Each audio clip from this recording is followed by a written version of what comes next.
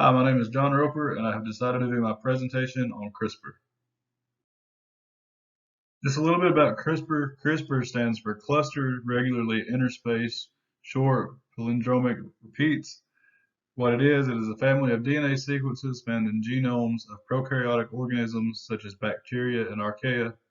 They are derived from fragments of bacteriophages that have previously infected the prokaryote.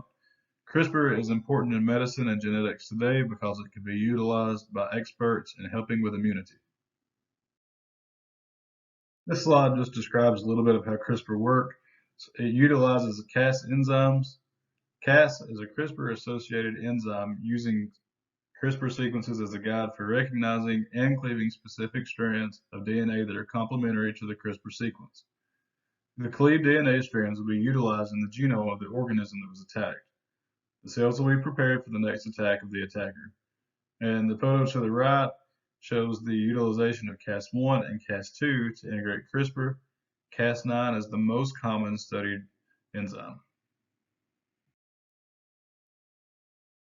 To describe the uses of CRISPR, 3 studies were looked at.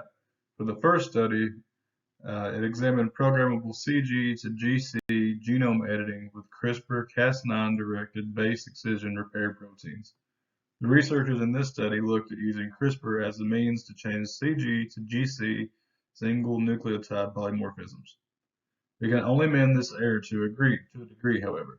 However, there are still 8 other possible mutations that can occur because of the single nucleotide polymorphisms.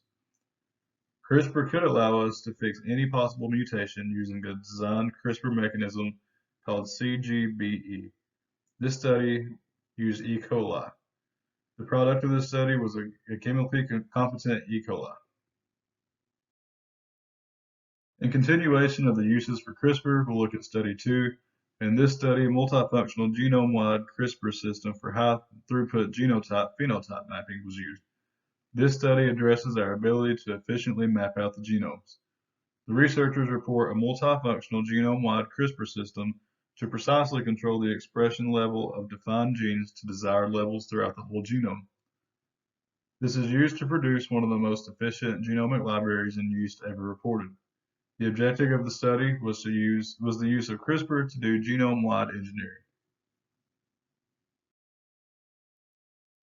The third study observed used the solution structure of an anti-CRISPR protein. This was used to study the bacteriophages that have anti-CRISPR proteins. This provides insight to the functioning of CRISPR systems. The study used Pseudomonas aeruginosus and created a model showing areas of the phage that can be attacked, which inhibits the anti-CRISPR protein. In conclusion, for CRISPR to be utilized, it must be able to be used effectively when bacteriophages have proteins that mitigate CRISPR. This is similar to antibiotic resistance, and the figure to the right depicts that. Although we have looked at the benefits of CRISPR, there are also some negative aspects of CRISPR. Most of the issues of this are ethical and not biological. Social scientists and legislation are the key to resolving the ethical issues around CRISPR. It needs to be safe for human use to continue.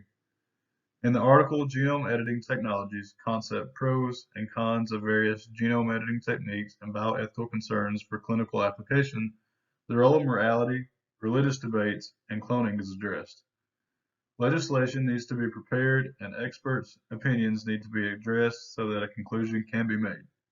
CRISPR ethics are always going to be in question, but if used safely, it can be an important tool. In conclusion, CRISPR could be a very important biological and enzymatical tool used in genetics and medicine. Being able to map out genomes and do genome-wide engineering is very significant, and it needs to be studied further. Mechanisms of bacteriophages need to be studied more as well. With more information, more guidelines, and more studies need to be done.